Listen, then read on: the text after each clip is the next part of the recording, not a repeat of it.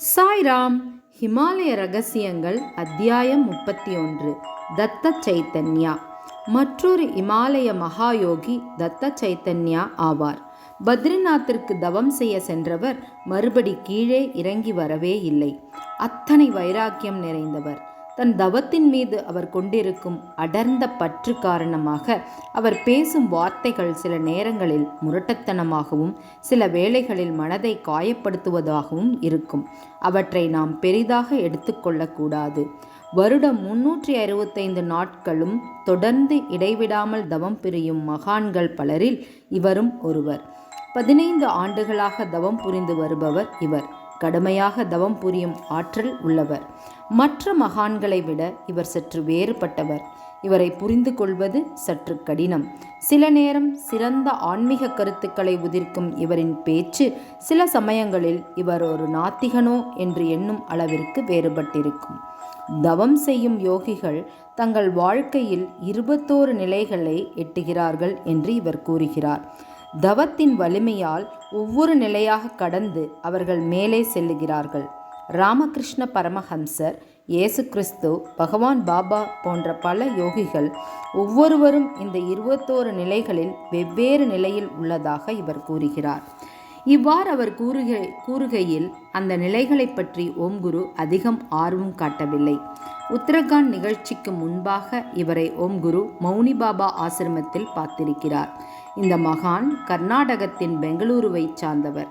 பிராமண குலத்தை சார்ந்த இவர் அதிகம் படிக்காதவர். இவர் கூட பகவான் ஸ்ரீ சத்யசாய் பாபாவின் பக்தராவார். அப்படிப்பட்டவர் இப்பொழுதெல்லாம் கடவுளும் நாமும் வேறல்ல, வெவ்வேறு நிலைகளில் நாம் இருக்கிறோம் என்று கூறுகிறார். பத்ரிநாத்தில் உள்ள மகான்களுடன் இவருக்கு அதிக தொடர்பு இல்லை. ஏனென்றால் ஒவ்வொரு மகானும் தத்தமக்கே உரிய தனி வழியை பின்பற்றுகிறார்கள். சிலர் அன்பே வடிவமாகவும் சிலர் ருத்ர வடிவமாகவும் சிலர் மௌனமாயும் இப்படி பல்வேறு நிலைகளில் மகான்கள் இருக்கின்றனர்.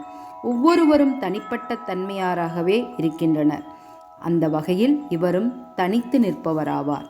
ஆனால் அப்படிப்பட்ட குணமுடைய தத்த சைத்தன்யாவுடன் ஓம் குருவுக்கு அன்புடன் கூடிய நெருக்கம் உண்டு. அவருடன் பேசக்கூடிய வாய்ப்பும் உண்டு.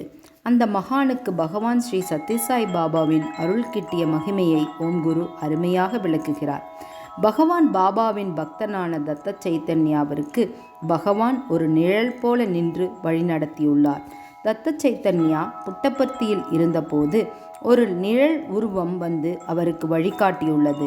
அந்த நிழல் உருவம் வேறு யாரும் அல்ல, பகவான் பாபாவே நிழலாக மாறி அவரை பின்பற்றி வழிநடத்தியுள்ளார். ஏனெனில் தத்த சைத்தன்யா தனக்கே உரிய வழியில் தன்னை வருத்தி தவம் புரிபவர்.